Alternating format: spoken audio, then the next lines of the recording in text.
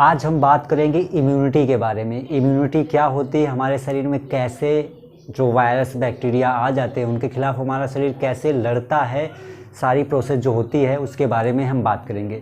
तो सबसे पहले हम इम्यूनिटी के बारे में बात करें तो इम्यूनिटी हमारे रोगों की, हमारा शरीर जो रोगों से लड़ने की क्षमता होती है हमारे शरीर की, उसे हम इम्यूनिटी बोलते हैं। यानी कि जब कोई बाह्य पदार्थ, वायरस या बैक्टीरिया हमारे शरीर के अंदर आ जाता है तो हमारे शरीर की जो सेल्स होती हैं, हमारा शरीर क्या करता है, उस बाह्य पदार्थ को पहचानता है और उसके खिलाफ प्रतिक्रिया करता है। प्रतिक्रिया कर जब करता है हमारा शरीर, तो कुछ सेलुलर प्रोडक्ट्स बनते हैं। वो सेलुलर प्रोडक्ट्स उस बाह्य पदार्थ को, जो हार्मफुल माइक्रो ऑर्गेनिज्म है, उसको मार गिराता है, उसे मार देता है। इसी को हमारे शरीर की इम्यूनिटी बोलते हैं। ठीक है, तो इम्यूनिटी क्या है, इम्यूनिटी के बारे में हम पूरा पढ़ेंगे। ठीक है, तो इम्यूनिटी दो प्रकार की होती है।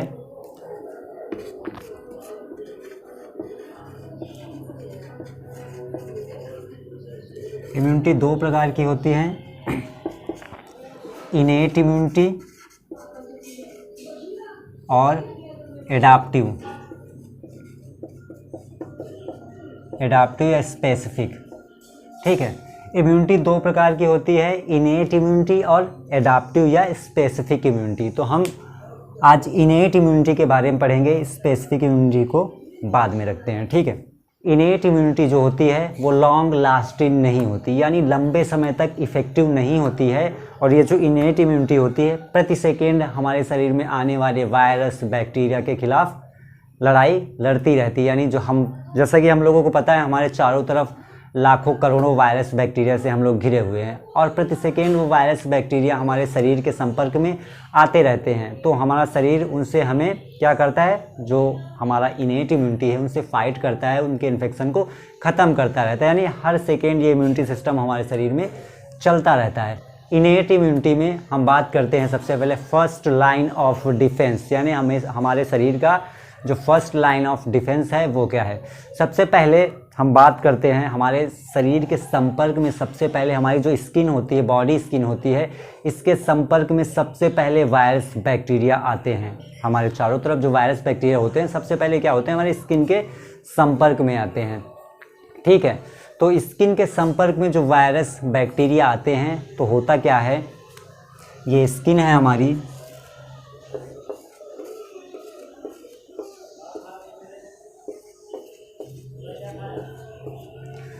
ठीक, ये स्किन है हमारी और स्किन में दो ग्लैंड पाई जाती हैं। एक का नाम है सीबल ग्लैंड, एक का नाम है म्यूकस ग्लैंड। स्किन में क्या पाई जाती हैं, सीबम ग्लैंड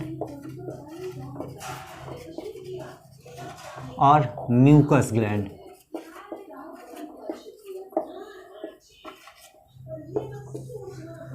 हमारी स्किन में सीबम ग्लैंड और म्यूकस ग्लैंड पाई जाती हैं। जो सीबम ग्लैंड है वो एक एसिड रिलीज करता है जिसका नाम है फैटी एसिड, और म्यूकस ग्लैंड से लैक्टिक एसिड निकलता है।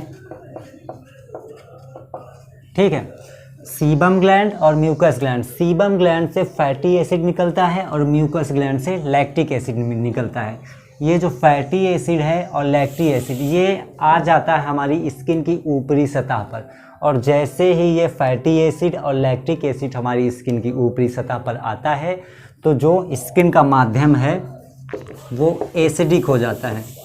ठीक, यानी जो हमारा शरीर का जो ये स्किन है, स्किन एसिडिक हो जाती है, अम्लीय हो जाती है, और अम्लीय माध्यम में जो भी वायरस बैक्टीरिया एयर में है हमारे स्किन में जैसे ही आते हैं वो ख़त्म हो जाते हैं, क्योंकि वायरस बैक्टीरिया एसिडिक माध्यम में जिंदा नहीं रह पाते हैं। ठीक है, हमारे शरीर में जहाँ पे स्किन नहीं पाई जाती है वहाँ पे हम वायरस या बैक्टीरिया से कैसे लड़ते हैं। ये आँखें हैं, आँखों में स्किन नहीं होती है। ठीक है, तो आँखों में स्किन नहीं होती, यहाँ पे कुछ एंजाइम होते हैं जो वायरस बैक्टीरिया को ख़त्म कर देते हैं, मार देते हैं। कैसे, तो आँखों में लैक्रिमल ग्लैंड होती है, लैक्रिमल ग्लैंड होती है, उस ग्लैंड से आंसू निकलते हैं और आंसुओं में लाइसोजाइम एंजाइम पाया जाता है जो हमारी आँखों को ड्राई होने से बचाता है, नम रखता है।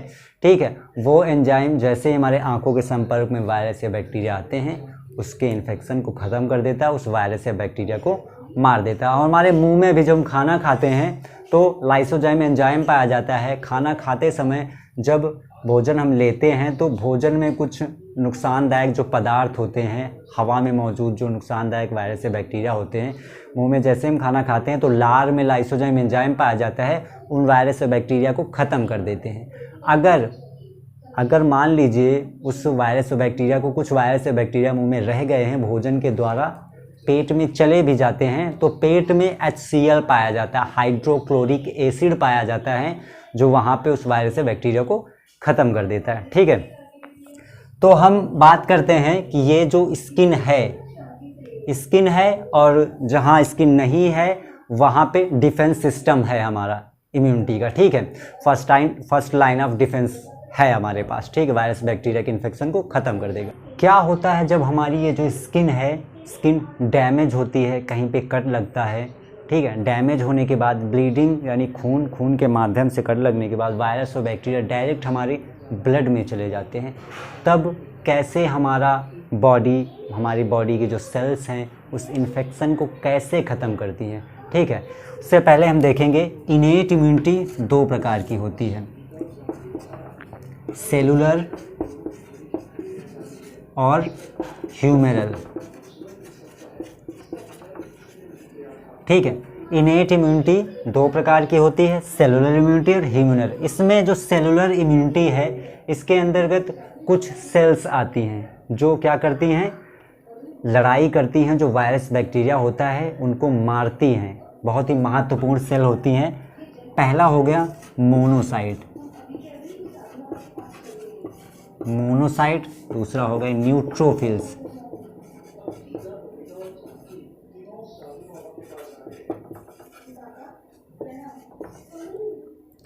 NK सेल जिसे बोलते हैं नेचुरल किलर सेल, चौथा हो गया माइक्रोफाज, डेंड्रेटिक सेल,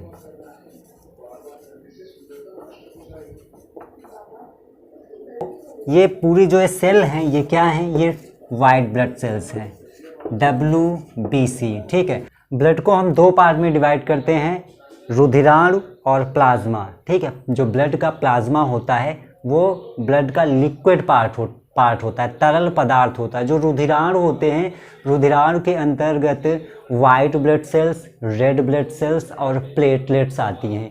ये जो रुधिराणु होते हैं ये छोटे छोटे कण होते हैं, पार्टिकल्स होते हैं, जैसे रेत के छोटे छोटे कण होते हैं ना, वैसे ये सेल्स होती हैं। और जो प्लाज्मा होता है वो लिक्विड जेली लाइक फ्लूइड होता है, लिक्विड पार्ट होता है। जब ये प्लाज्मा उन रक्त कणों में मिलती हैं तभी हमारे शरीर में जो ब्लड सर्कुलेशन होता है। अगर हम प्लाज्मा को हटा दें और रक्त कण को हटा दें तो रक्त कण हमारे शरीर में बहेंगी नहीं, वो जो बहती हैं प्लाज्मा से घुल के ही हमारे शरीर में सर्कुलेट होती रहती हैं। ठीक है, तो ये जो सारी सेल्स हैं, monocyte, neutrophils, natural killer cell, macrophage, dendritic cell, ये सारी सेल, मास्ट सेल, ये जितनी भी सेल्स हैं ये किसका पार्ट है, WBC का, वाइट ब्लड सेल्स का, जो कि क्या करते हैं, रोगों से लड़ने की क्षमता जिसमें किसमें होती है, वाइट ब्लड सेल्स में। ठीक है, ये मात्रा में RBC के बहुत कम पाई जाती हैं। RBC यानी रेड ब्लड सेल्स हमारे शरीर में बहुत ज़्यादा पाया जाता है और वाइट ब्लड सेल्स उसकी मात्रा में अपेक्षा में कम पाई जाती हैं। ठीक है, तो ये सेलुलर बैरियर में ये सेल हैं जिनका बहुत ही महत्वपूर्ण कार्य होता है, इम्पॉर्टेंट रोल होता है वायरस और बैक्टीरिया को, इन्फेक्शन को, उसको मारने में। ठीक है, तो मान लीजिए कोई बैक्टीरिया है कुछ इस तरह, ठीक है, जिससे बैक्टीरिया मूवमेंट गति करता है उसे सीलिया या फ्लैजिला बोलते हैं। ठीक है, फ्लैजिला बोलते हैं। ठीक है, जिससे मूवमेंट करता है वायरस या बैक्टीरिया। तो मान लीजिए इसने वायरस या बैक्टीरिया आपको डैमेज हुआ, कहीं पे चोट लगी, आपकी स्किन जो होती है वो डैमेज हो गई। ठीक है, ये मान लीजिए आपकी स्किन डैमेज हो गई, जहाँ पे आपकी स्किन डैमेज हुई वहीं से वायरस या बैक्टीरिया प्रवेश कर जाएगा आपकी बॉडी में। ठीक, ये आ गया शरीर के अंदर बैक्टीरिया। ठीक है, तो अब जब हमारी बॉडी की स्किन डैमेज होती है और वायरस या बैक्टीरिया, कोई हार्मफुल पैथोजन, फॉरेनर इन्वेडर, ठीक है, नुकसानदायक कोई पदार्थ शरीर के अंदर जब आ जाता है तो हमें कैसे, हमारे शरीर को कैसे पता चलता है कि कोई नुकसानदायक वायरस या बैक्टीरिया, कोई नुकसानदायक पदार्थ हमारे शरीर के अंदर आ गया। हमारे शरीर को कैसे पता चलता है, ठीक है। तो वायरस और बैक्टीरिया, जो भी नुकसानदायक पदार्थ होता है उसमें जो जेनेटिक मटेरियल पाया जाता है या जो प्रोटीन पाया जाता है वो हमारे शरीर में पाया ही नहीं जाता है। इसलिए हमारा जो सेल होती हैं, ये जो सेल्स होती हैं, ये तुरंत ही डिटेक्ट कर लेती हैं कि ये चीज़ तो हमारे शरीर में पाई नहीं जाती, ये कोई खतरनाक नुकसानदायक चीज़ हमारे शरीर के अंदर आ गई है। जानती कैसे है, पहचानती कैसे है? जो हमारी सेल्स होती हैं, मान लीजिए ये हमारी सेल्स है, ठीक है, बॉडी की, तो इसमें पाया जाता है, इनमें रिसेप्टर होते हैं, तो कुछ इस प्रकार ऐसे सेल की सरफेस से निकले हुए रिसेप्टर होते हैं, इन्हें रिसेप्टर बोलते हैं, ठीक। इनमें पाया जाता है PRR, यानी कि पैटर्न रिकॉग्नाइजेशन रिसेप्टर, इन्हें बोलते हैं पैटर्न रिकॉग्नाइजेशन रिसेप्टर। और जो वायरस या बैक्टीरिया, कोई नुकसानदायक पदार्थ जो हमारे शरीर में आया है, कोई वायरस आया है मान लीजिए, इनमें जो ये होते हैं, ये किस प्रोटीन्स के बने होते हैं? फ्लैजिलीन प्रोटीन, जो हमारे बॉडी के अंदर नहीं पाया जाता, फ्लैजिलीन प्रोटीन के बने होते हैं। इनमें पाया जाता है PAMP, ठीक है, जिसे बोलते हैं पैथोजन एसोसिएटेड मॉलिक्यूलर पैटर्न। क्या बोलते हैं? Pathogen associated molecular pattern. ये पैटर्न होते हैं, ये पैटर्न जो है, इस पैटर्न को जानने के लिए हमारे शरीर में भी एक सिस्टम है जिसे बोलते हैं पैटर्न रिकॉग्नाइजेशन, जो पैटर्न को, इस हार्मफुल वायरस बैक्टीरिया के पैटर्न को रिकॉग्नाइज कर लेता है, पहचान लेता है तुरंत ही कि ये हमारे शरीर का पदार्थ नहीं है, कोई बाहरी पदार्थ है और नुकसानदायक पदार्थ है, ठीक है। तो क्या होता है, जैसे ही पता चलता है तो मोनोसाइट जो होती है और न्यूट्रोफिल जो होती है, NK सेल जो होती है, जहाँ पे इन्फेक्शन हुआ होता है, वायरस से बैक्टीरिया घुसता है, वहीं पे पहुँच के उसके ये जो इसको वायरस और बैक्टीरिया को मारने का काम चालू कर देती हैं, उसे मारने लगती हैं, ठीक है। होता क्या है, मोस्टली ये होता है जब वायरस बैक्टीरिया हमारे शरीर के अंदर आ जाता है कोई वायरस, तो बहुत कम समय में वो अपनी कॉपीज़ बनाना चालू कर देता है। यानी कि थोड़े से ही समय में 2 से 4, 6, 10, 20, 50, 100 अपने ऑन कॉपी जो होती हैं बनाना वो चालू कर देता है बहुत ही स्पीड में। इसीलिए हम लोग जो बहुत ही नुकसानदायक, जो बहुत ही खतरनाक वायरस या बैक्टीरिया हैं, उनके खिलाफ हमारा शरीर लड़ नहीं पाता है, ठीक है। तो ये बहुत ही जल्दी वायरस बैक्टीरिया आदमी के, हमारे लोगों के सेल में जाता है और अपने ही समान कॉपीज़ बनाना शुरू कर देता है बहुत ही स्पीड में। तो यहाँ पे जो हमारी सेल्स हैं, जो WBC का एक पार्ट है, मोनोसाइट, न्यूट्रोफिल्स और NK सेल, वहाँ पे पहुँचते हैं जहाँ पे डैमेज हुआ होता है, इन्फेक्शन हुआ होता है, जहाँ पे वायरस या बैक्टीरिया होता है, उसको मारने का काम चालू कर देते हैं, ठीक है। ये जो मोनोसाइट और न्यूट्रोफिल सेल हैं, ये क्या करती हैं, जो वायरस या बैक्टीरिया शरीर के अंदर आता है, उस वायरस और बैक्टीरिया को निगल जाती, इनगेस्ट कर जाती, खा लेती हैं, अपने अंदर समा लेती है और उनको छोटे छोटे टुकड़ों में तोड़ देती हैं, ठीक है। जो ये, अब देखो, जो ये मोनोसाइट है, इसका रोल बहुत महत्वपूर्ण होता है। जो मोनोसाइट है, मोनोसाइट अपने आप को डेवलप करना शुरू कर देता है, अपने आप को विकसित करना शुरू कर देता है और विकसित होकर अपने आप को चेंज करके ये बदल जाता है माइक्रोफाज में, ठीक है। किस में बदल जाता है मोनोसाइट? माइक्रोफाज में। माइक्रोफाज में बदलना बहुत ही महत्वपूर्ण होता है, क्योंकि माइक्रोफाज और डेंड्रेटिक सेल, यहाँ पे डेंड्रेटिक सेल भी पहुँचती है इन्फेक्टेड एरिया पे। माइक्रोफाज और डेंड्रेटिक सेल का बहुत ही महत्वपूर्ण रोल होता है। क्या होता है, जब मोनोसाइट बदल जाती है माइक्रोफाज में, ठीक है। तो ये माइक्रोफाज, यहाँ पे माइक्रोफाज कुछ इस प्रकार होता है, ठीक है, ऐसे होता है कुछ। ये जो माइक्रोफाज और डेंड्रेटिक सेल हैं, यहाँ पे ये वायरस और बैक्टीरिया को निगल जाते हैं। निगलने के बाद उन्हें छोटे छोटे टुकड़ों में तोड़कर, यानी कि जब ये निगल जाते हैं और उस वायरस बैक्टीरिया को छोटे छोटे टुकड़ों में तोड़ देते हैं, उसके एक पार्ट को लेके यहाँ रिसेप्टर से शो करते हैं। शो इसलिए करते हैं कि इन्हें एक्टिव करना होता है एडॉप्टिव इम्यूनिटी को, क्योंकि हमारा जो गोल है वो एंटीबॉडी तैयार करना है। जब तक एंटीबॉडी तैयार नहीं होंगी तब तक इन्फेक्शन पूरी तरह से ख़त्म नहीं होगा शरीर में। तो ये जो इनेट इम्यूनिटी है, ये उतनी ज़्यादा सक्षम नहीं होती है वायरस और बैक्टीरिया के खिलाफ लड़ने में। इसलिए हमें एडाप्टिव इम्यूनिटी को एक्टिव करना होता है और एंटीबॉडी बनाने के लिए यहाँ पे कहा जाता है स्पेसिफिक इम्यूनिटी को। तो ये जो माइक्रोफॉज हैं ये शो करते हैं वायरस के पार्ट को, किसके द्वारा? केमिकल के द्वारा। यहाँ कुछ केमिकल होते हैं जो एडाप्टिव इम्यूनिटी को एक्टिव करने में मदद करते हैं, जिसे साइटोकाइन बोलते हैं, इंटरल्यूकिन बोलते हैं, ठीक है। यहाँ पे माइक्रोफॉज डेंड्रिटिक सेल से साइटोकाइन जो प्रोटीन होता है, साइटोकाइन प्रोटीन जिसे इंटरल्यूकिन्स बोलते हैं, ठीक है, इंटरल्यूकिन्स रिलीज होता है। जिस दिशा में इंटरल्यूकिन्स जाता है, जिस दिशा से जाता है तो सिग्नलिंग होती है, और वहाँ पे जितने भी ये सेल्स होते हैं उसी दिशा में दौड़े चले जाते हैं इन्फेक्शन, क्योंकि इन्हें पता है कि ये इंटरल्यूकिन्स जो है केमिकल जिस दिशा से आ रहा है इन्फेक्शन वहीं पे हुआ है, क्योंकि सिग्नल वहीं से आ रहा है, तो इन्हें उस इन्फेक्शन वाले एरिया में पहुंचने में बहुत कम समय लगता है, ठीक है। तो जिस तरफ से इंटरल्यूकिन्स आता है ये सारी सेल्स उसी दिशा में पहुंच जाती हैं।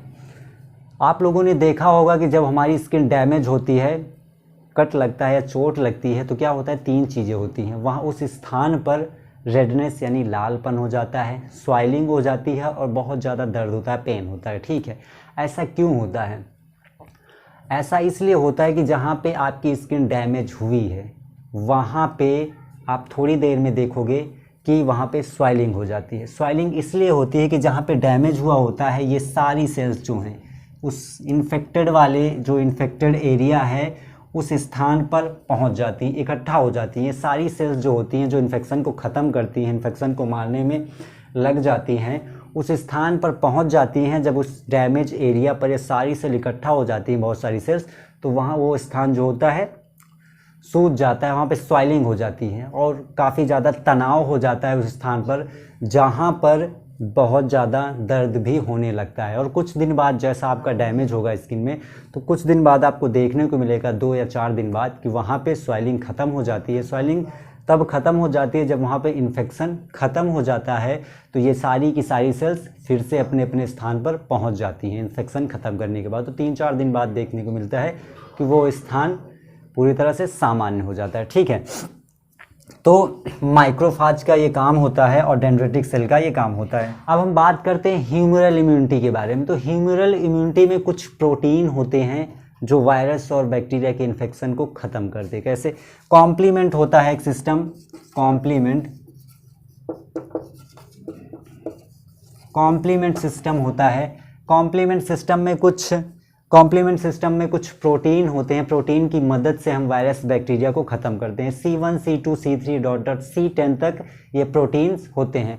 होता क्या है कि मान लीजिए वायरस या बैक्टीरिया आया आपके शरीर में, ये कोई वायरस है, ठीक है, वायरस और बैक्टीरिया आया, तो ये जो कॉम्प्लीमेंट प्रोटीन होते हैं उस वायरस या बैक्टीरिया की सरफेस पे जाके, वायरस और बैक्टीरिया की जो सरफेस होती है उस पे जाके अटैच्ड हो जाते हैं। यहाँ पे मान लीजिए ये प्रोटीन है, ठीक, यहाँ पे अटैच्ड हो जाते हैं और वायरस और बैक्टीरिया की जो ये वॉल होती है उसको भेद देते हैं, उसमें मतलब वायरस बैक्टीरिया में होल कर देते हैं, जिससे इसके अंदर जो जेनेटिक मटेरियल होता है, जो मटेरियल भरा होता है, वो उस होल के माध्यम से बाहर आ जाता है। जब वायरस और बैक्टीरिया की वॉल फट जाती है और जिसके अंदर जो मटेरियल होता है वो बाहर आ जाता है, तो वायरस या बैक्टीरिया ऑटोमेटिक ही मर जाता है, ठीक है। तो ये जो ह्यूमरल इम्यूनिटी है उसमें कॉम्प्लीमेंट होते हैं, कॉम्प्लीमेंट प्रोटीन होते हैं, सिस्टम कॉम्प्लीमेंट सिस्टम होता है जिसमें प्रोटीन होते हैं, उनको C1 C2 C3 C10 तक होते हैं, ठीक है।